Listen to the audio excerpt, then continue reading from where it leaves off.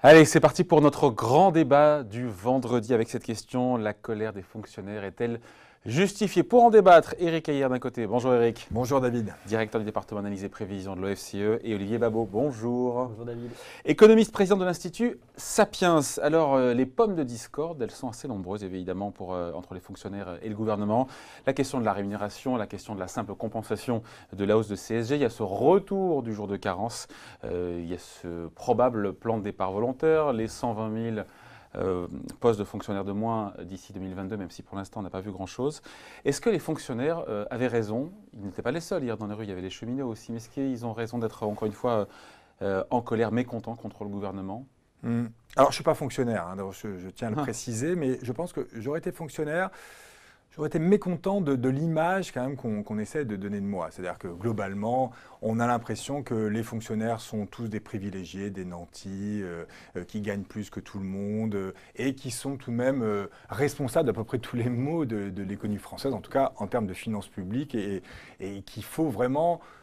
favoriser l'activité, ce que dit le président, on favorise les actifs, mais pas les fonctionnaires. C'est-à-dire que les fonctionnaires ne seraient pas des actifs comme les autres. Et ça, je pense que cette image-là, elle est basée tout de même sur une analyse des statistiques qui est folle. C'est-à-dire que ça ne passe pas l'épreuve des faits. C'est-à-dire qu'on pourra revenir sur tous ces chiffres. Mais vous voyez, en termes de rémunération, que l'on regarde ça en statique ou en dynamique, les fonctionnaires ne gagnent pas plus que les autres. Vous voyez qu'il y a les... Alors d'abord, il faut avec la contrepartie de l'emploi à vie. Ah, non mais oui, mais d'accord. Mais vous voyez que ça, c'est comme en finance, il y a le risque, okay. Mais il y a le rendement. Enfin, il y a le rendement, il y a le risque. D'accord, aussi, mais vous voyez que c'est à deux dimensions. Ah oui, mais on peut dire effectivement, ils ont des avantages parce qu'ils sont moins bien rémunérés. Donc, si vous enlevez les avantages, il va falloir faire attention aux rémunérations. Prenons les rémunérations. Alors, il faut faire attention aux fonctionnaires. Il y a fonctionnaires et fonctionnaires. Mais pour faire simple, il y a catégorie A, B et C. A, c'est très qualifié et C, c'est les moins qualifiés. Globalement, quand vous comparez donc un niveau de diplôme identique, ça c'est fait par l'INSEE chaque année, il n'y a que la catégorie C, c'est-à-dire les moins qualifiés qui effectivement sont mieux payés dans la fonction publique que dans le privé. Mais sinon, catégorie B et catégorie A sont moins bien payés dans la fonction publique que de... Quel est le poids de la pondération des catégories C? Ouais, c'est à peu près... Sur les 5 millions. Alors, le problème, c'est que c'est essentiellement dans les collectivités locales. Et c'est ça qui a fortement augmenté ces derniers temps. Mais vous voyez, juste quand même un chiffre, dans les catégories C, c'est-à-dire que ce serait eux, donc les privilégiés, le salaire moyen, c'est 1 800 € par mois. Vous voyez, ce n'est pas non plus les privilégiés, ils commencent à 1 200 €. Donc, encore une fois, c'est peut-être eux qui gagnent un peu plus que dans le public et qui ont en plus la garantie. Que dans le privé, mais vous voyez, ça reste quand même des salaires relativement faibles. Et alors ensuite, en dynamique, parce que c'est quand même important, vous voyez que si vous prenez depuis la crise économique, depuis 2009, le salaire horaire dans le privé a augmenté de 19%. Vous voyez, alors que l'inflation a été de 9%, donc il y a eu 10% de gain du pouvoir d'achat du salaire horaire dans le privé.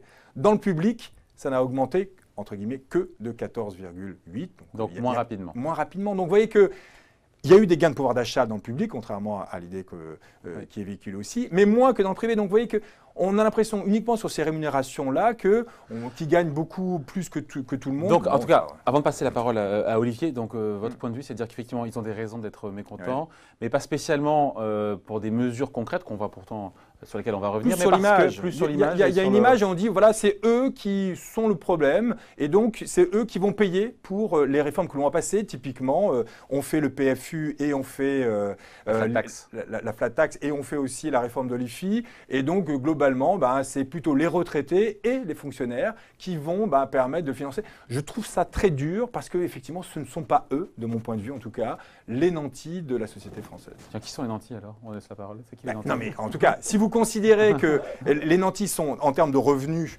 vous le mesurez en termes de revenus, c'est certainement pas les fonctionnaires, puisque plus vous montez dans l'échelle de revenus, moins ils gagnent que dans le privé. Bon, il a mangé son temps de parole, Olivier. Alors c'est mon tour. Alors paradoxalement, je suis tout à fait d'accord. On a des raisons, quand on est fonctionnaire aujourd'hui, d'être mécontent. C'est tout à fait vrai. Il ne s'agit pas d'opposer, on pourrait dire, à l'aide de stéréotypes, effectivement, des paresseux contre ceux qui travaillent. C'est absolument pas vrai. En revanche, la réalité, c'est que vous pouvez être mécontent quand vous êtes fonctionnaire parce que l'État, collectivement, pour dire les hommes politiques depuis longtemps, n'ont pas su choisir et ont laissé, on pourrait dire un peu à la dérive, un État qui fait qu'aujourd'hui, vous avez chez les fonctionnaires un manque, on pourrait dire, de sens, un manque de perspective dans votre carrière. Aujourd'hui, la fonction publique, c'est que les gens qui travaillent pour l'État, c'est 5,4 millions de personnes en France, c'est 20% de l'emploi total, c'est une augmentation de la masse salariale depuis 2007 de 18%. Et alors, ce qui est intéressant de savoir, c'est que la fonction publique d'État a réussi à baisser, elle a baissé de 10%, et en revanche, on a eu une augmentation de 25% de la fonction publique territoriale. Et donc vous avez finalement une incapacité de compétences, mais pas que. Oui, c'est ça, mais pas que, malheureusement. Vous avez, même Eric sera d'accord. Vous avez un surdéveloppement de l'emploi qui fait qu'aujourd'hui, en réalité, pour dire les choses très très rapidement, vous avez trop de fonctionnaires ou de personnes qui travaillent dans le public et probablement pas assez payés, en particulier les enseignants dans le primaire. Je crois qu'on est parmi les plus bas de l'OCDE. C'est absolument scandaleux quand on voit l'importance qu'a aujourd'hui l'apprentissage, on pourrait dire, au tout début de la vie. Donc aujourd'hui, vous avez un État qui est partout, et qui se veut partout et qui n'est nulle part. Donc finalement, vous avez deux problèmes. Vous avez le problème de la réforme du périmètre de l'État, parce qu'il faut que l'État ait le courage de se poser la question des missions qu'il veut vraiment cette discussion, aborder. on aurait pu l'avoir il y a 5 ans, on aurait dit exactement la même chose. Oui, le problème, c'est que justement, on ne la règle pas. Et c'est bien pour ça que les fonctionnaires ne sont pas contents. Et avec ce gouvernement, on ne la règle toujours pas pour l'instant, même s'il y a des choses qui sont dans les Non, il faut bien dire qu'aujourd'hui, effectivement, d'ailleurs, vous parlez de 120 000 emplois. Pour l'instant, aux dernières nouvelles, on est à 1600. Donc, 1600 emplois supprimés. En revanche, il y a des annonces qui pourraient potentiellement, si elles sont traduites dans les faits, être assez, on pourrait dire, des vraies bombes. C'est l'idée qu'on va embaucher beaucoup moins avec le statut de la fonction publique. D'ailleurs, on voit que c'est finalement la même question aussi à la SNCF. Derrière, c'est une deuxième question que celle du périmètre, c'est celle du statut. Qu'est-ce qu'il faut aujourd'hui pour être un bon agent public? Qu'est-ce qu'il faut qu'on mette comme personnel, avec quel type de statut, avec quel type de carrière, quel type d'incitation pour que vous ayez le meilleur service public? C'est ça la question qui est posée aujourd'hui. Est-ce que vous pourriez dire, Olivier, que le gouvernement mène clairement une politique anti-fonctionnaire, au-delà de cette ambition de réaliser 60 milliards d'euros d'économies sur la dépense publique et 120 000 postes, est-ce qu'il y a une politique anti-fonctionnaire qui est menée par le gouvernement? Le manque de considération, à dire carrément que... Parce qu'il y a des mesures, on va les passer en revue, encore une fois, entre la CSG, le retour du jour de carence, le plan de départ volontaire. Moi, j'ai eu l'impression que le gouvernement, pour la première fois, avait eu des mots effectivement assez forts qu'on n'aurait peut-être pas eu dans les gouvernements d'avant, contre, pourrait dire, le statut, pas les fonctionnaires, contre le statut du fonctionnaire. Quand vous embauchez un gars, quand vous prenez un agrégé aujourd'hui à 24 ans, vous l'embauchez, il va être sur le rôle de la fonction publique pendant 50 ans, et puis encore plus si vous avez les pensions de réversion. Concrètement, ça veut dire que vous interdisez à l'État d'avoir cette agilité qui devient aujourd'hui dans l'économie de plus en plus une évidence, la capacité à faire évoluer les compétences que vous utilisez, faire évoluer les emplois. La vraie question, donc, ce n'est pas les fonctionnaires, c'est le fonctionnariat. Est-ce que c'est aujourd'hui, on pourrait dire, la vraie réponse aux besoins de l'économie et de l'État? J'ai l'impression que l'État a compris que de plus en plus, il allait plutôt avoir besoin de contrats privés, avec des capacités à faire des allers-retours entre public et privé. On voit très bien aujourd'hui, il y a beaucoup de parlementaires qui sont issus du privé. Quand vous les connaissez un peu, vous vous rendez compte que ça a apporté un dynamisme, un regard nouveau sur le fonctionnement de l'État qui est assez stupéfiant. On aurait envie d'avoir ça dans la fonction publique de façon générale. Non, mais on pourrait très bien être d'accord, mais on voit bien que là, aujourd'hui, les réformes... on ne peut pas. Non, mais c'est parce que ça, c'est quand même de la théorie, quoi. Parce que dans la pratique, les seules réformes que l'on mène, c'est des réformes budgétaires. On veut réformer uniquement pour faire des économies. Pourquoi 120 000 fonctionnaires en moins? D'où sort ce chiffre?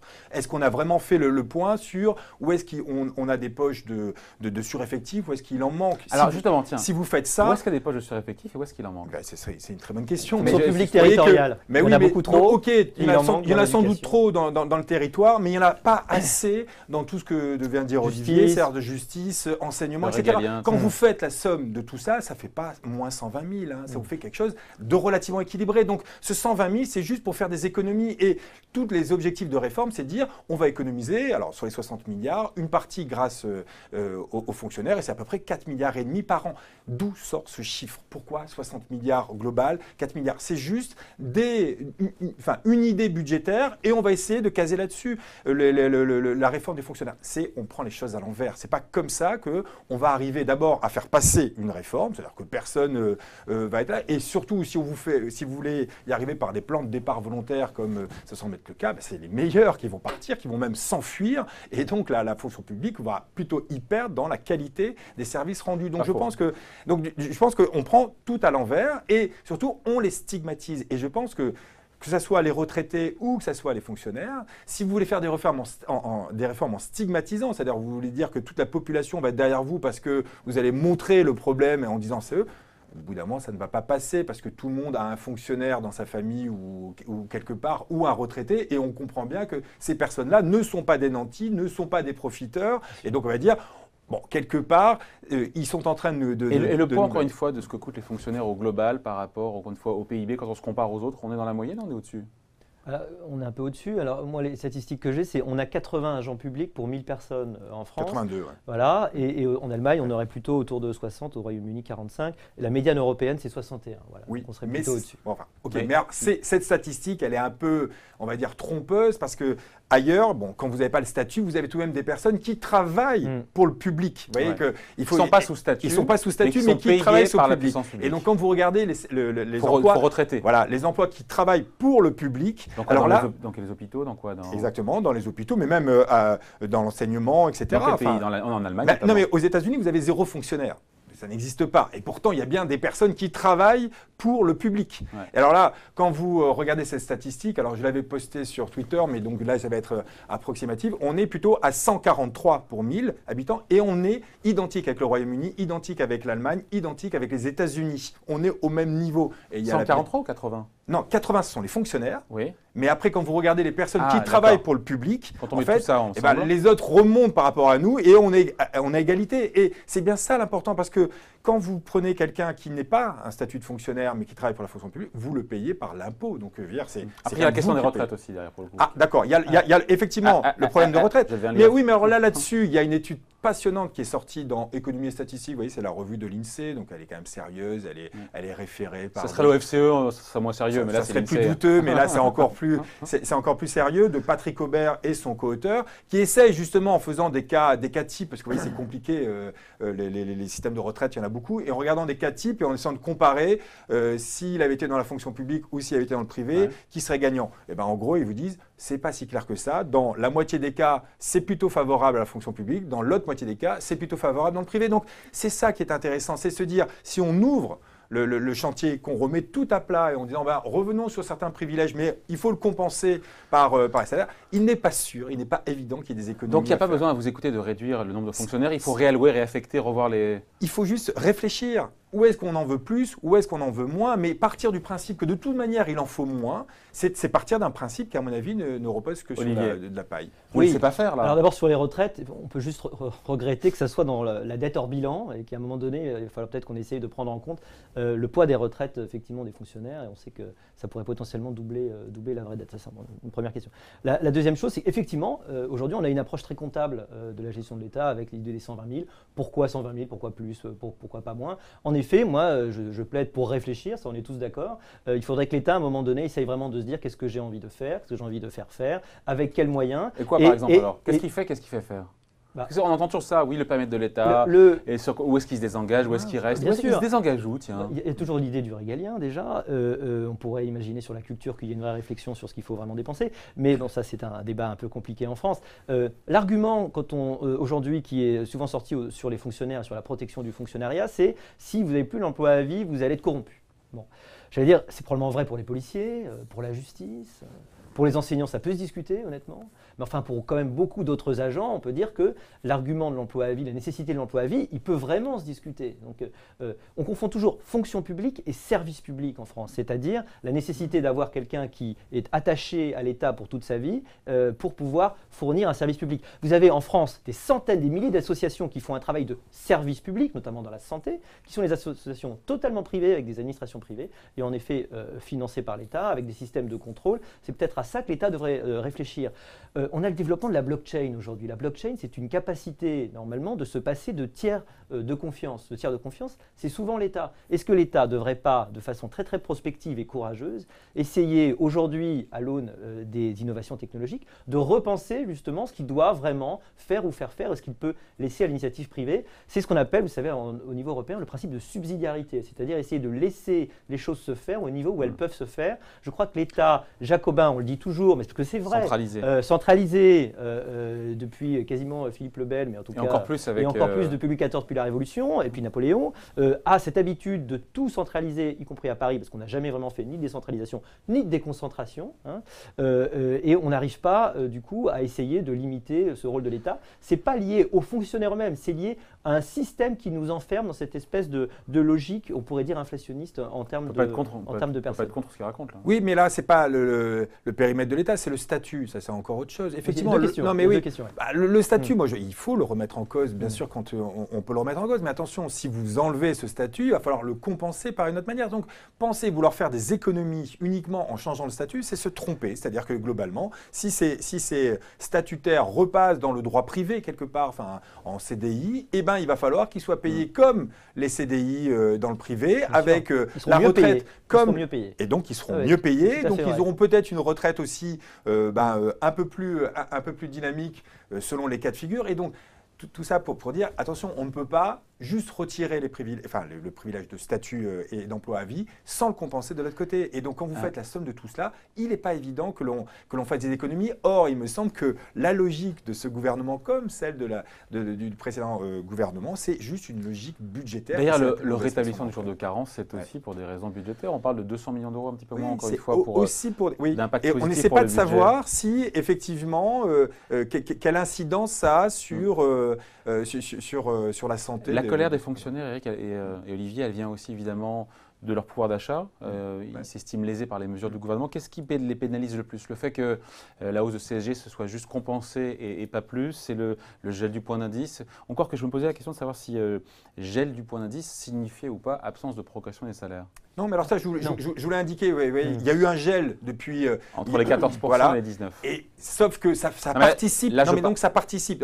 Donc il y a bien eu un gain de pouvoir. Tout de suite en instantané, pas sur 10 ans. Alors, en fait, le problème… Non, en instantané, vous pouvez quand même progresser, mais grâce à votre GVT, enfin, c'est-à-dire le glissement vieillesse technicité, c'est-à-dire que globalement, vous montez quand même dans la grille, donc vous pouvez progresser, mais ça progresse un peu moins vite que dans le privé, où on réfléchit, vous voyez, à la fois à vous maintenir un pouvoir d'achat plus à vous augmenter si vous avez bien travaillé. Donc là, vous voyez, donc du coup, ça progresse un peu moins vite quand vous gelez, mais c'est surtout l'entrée. Vous voyez, si vous voulez avoir l'entrée pour les jeunes, pour les jeunes. C'est-à-dire que là, en gelant, en gros, pendant 8-9 ans, on a gelé, on n'a fait que 2 petites hausses, mais globalement… En fin de mandat de François Hollande. En fin de mandat de François Hollande. Pourquoi d'ailleurs en fin de mandat? On se demande pourquoi. mais on voit bien que du coup, quand vous embauchez aujourd'hui un enseignant, un jeune enseignant, il a un pouvoir d'achat qui est à peu près 8 à 10% inférieur à un jeune enseignant qui était embauché il y a 10-15 ans. Donc vous n'attirez pas les meilleurs lorsque vous dites… Et donc c'est bien une paupérisation. Si on n'attire pas les meilleurs et qu'on fait partir avec un plan de départ volontaire les meilleurs, on se dit qu'effectivement… le service public va être pitoyable. Resteront les moins bons.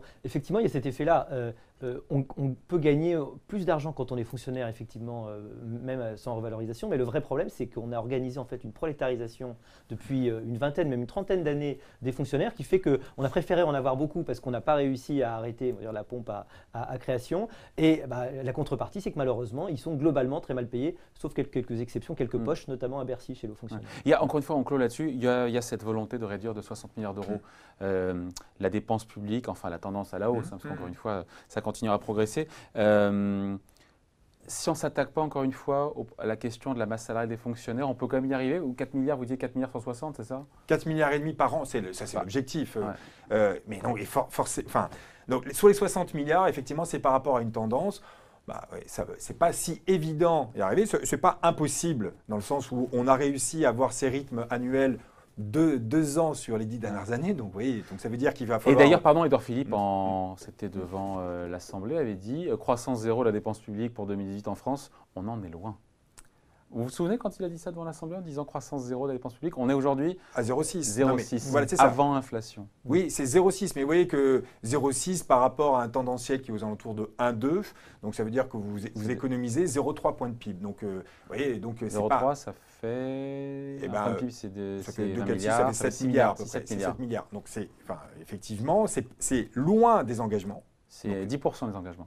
Oui, donc c'est loin des engagements. On fait des maths dans Ecorama. Oui, et donc du coup, il va falloir sans doute…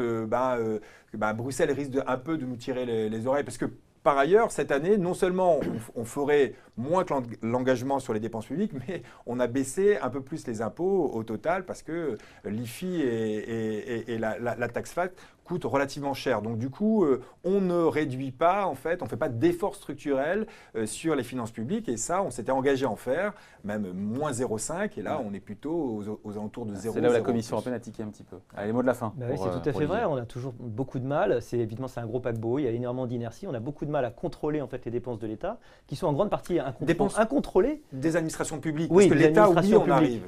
Mais c'est surtout la sécurité sociale. Et le vrai enjeu aussi, ce serait d'arriver à maîtriser les dépenses des collectivités territoriales.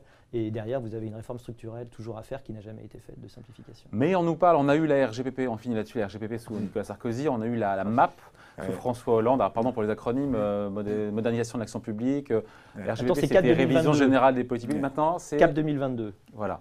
Alors ça, on ne sait pas exactement ce qu'il y aura derrière CAP 2022. Sauf qu'ils ont encore un objectif. Il faut arriver à X milliards d'économies. Je pense que c'est la plus mauvaise façon d'y arriver en se fixant directement une contrainte. D'autant qu'on ne les atteint jamais. Mais on ne les atteint jamais. Donc plutôt, essayons de voir ce qui est raisonnable d'atteindre et quel service public on mettra en face de ces économies. En tout cas, on finit là-dessus. Ils ont raison d'être en colère et d'être mécontents. Mais oui. Je pensais qu'il y aurait un débat plus... Non, ils ont tout à fait raison. Peut-être pas pour les mêmes raisons, ça, avec les mêmes objectifs, mais ils ont raison parce que l'État n'est plus piloté, n'a plus de vision. Et c'est pour ça qu'un fonctionnaire peut être mécontent aujourd'hui. Quand vous ne savez pas où vous allez, quand vous avez l'impression qu'il n'y a pas de capitaine dans le navire. Mais il n'y a pas un problème de pouvoir d'achat dans l'absolu. Il est en relatif par tout à fait rapport vrai. aux gens Non, mais mais vrai, pas dans c'est vrai. l'absolu pour les fonctionnaires.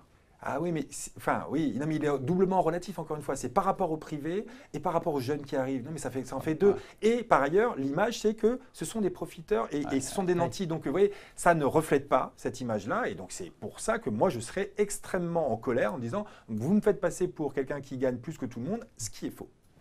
Allez, merci à tous les deux. Eric Ayard d'un côté, directeur du département analyse et prévision de l'OFCE, et Olivier Babot, économiste et président de l'Institut Sapiens. Merci à tous les deux. Merci. Bye.